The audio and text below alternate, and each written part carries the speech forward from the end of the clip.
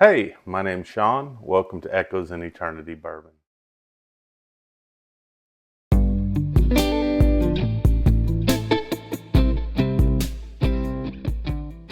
Today, I'm going to be going over something I picked up just recently at a local shop called Mr. B's. They were having a customer appreciation day, so I got some swag while I was out there. Got a drawing for later. Maybe I'll get something out of there. But while they were there, they had some samples, and one of them was this Barrell Rye, their store pick. I got to meet the three guys that did the pick out there. Was very impressed with this. They also had a nice Stellum, and they also had another rye store pick out there. Thought they did great jobs. Ended up picking this one up. I'm going to go ahead and give my thoughts on this one today.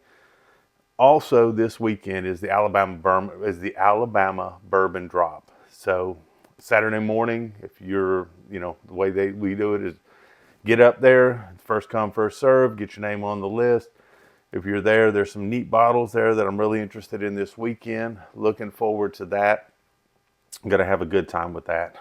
Also, talk a little bit about a social experiment that I wanted to try this weekend while I was there. So we'll see how that goes. That was my dog Gabe getting up over there. He's always a blast.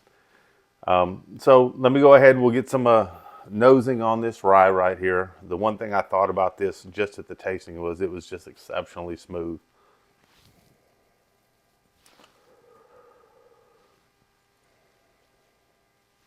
And this is running 125 proof. This is 125 proof. Not getting a lot of ethanol on the nose. You're getting nice rye spice.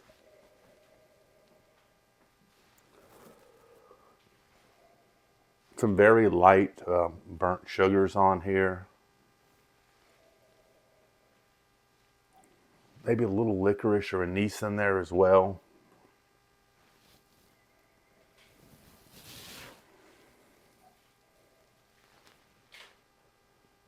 A little bit of vanilla. It's got a really, really nice smell to it. It's not overpowering though.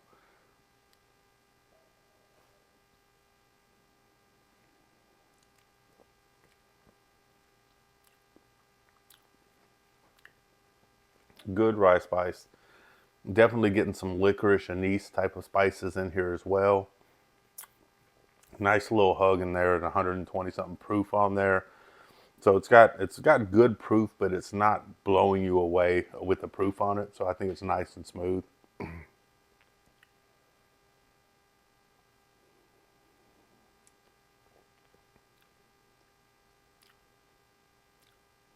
I would say this has a medium to long finish. I think it's got a good mouthfeel. It's not super oily, but you're getting the good peppers and rye on the tongue, getting a good finish with it. Got a lingering sweetness to it as well. A lot of earthiness to it, maybe grassiness to it as well.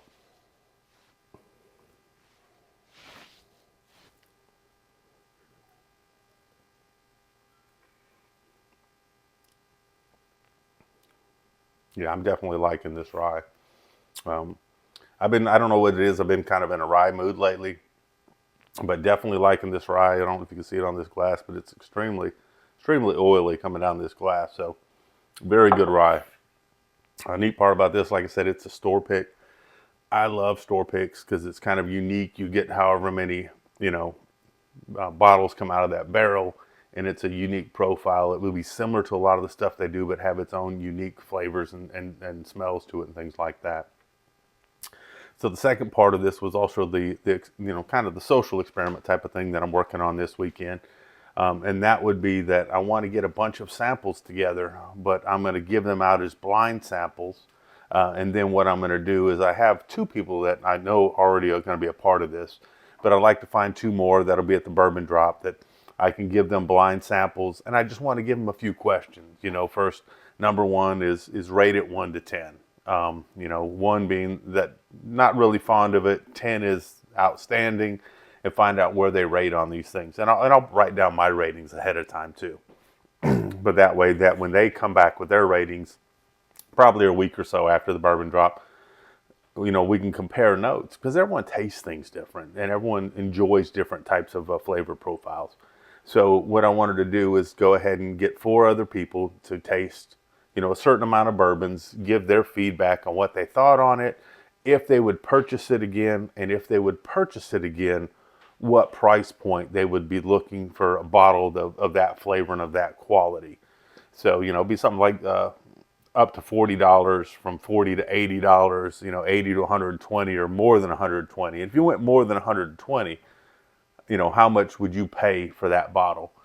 Like I said, there'll be some things in there that I really like. There'll be some things in there, as my brother-in-law points out all the time, I don't get on here and bash things and say these things that I don't like, because I want to show what I enjoy. But there's a few bottles that I'm not very fond of. And so I want to put those in there, and maybe somebody else will say, yeah, I'm not really fond of that either, or no, I really like that, which is cool too. But I'm going to put at least 3 samples of things that I'm not very fond of in there as well. So people then can, maybe confirm what I'm thinking on it, or they can say, no, this is just not your profile, but this is really in my wheelhouse. So we'll try that as well too. But at the end of it all, I'll talk about the bottles that I put in for the samples, kind of the price points on those bottles, and what other people thought about those bottles. So I think it would be a neat experiment there. So work on that this weekend, and hopefully a week from Saturday, I'll kind of get those results back from the people that are a part of that, put it all together, and maybe you'll enjoy that video. But I hope you all have an amazing day. Thank you for all you do. Until next time.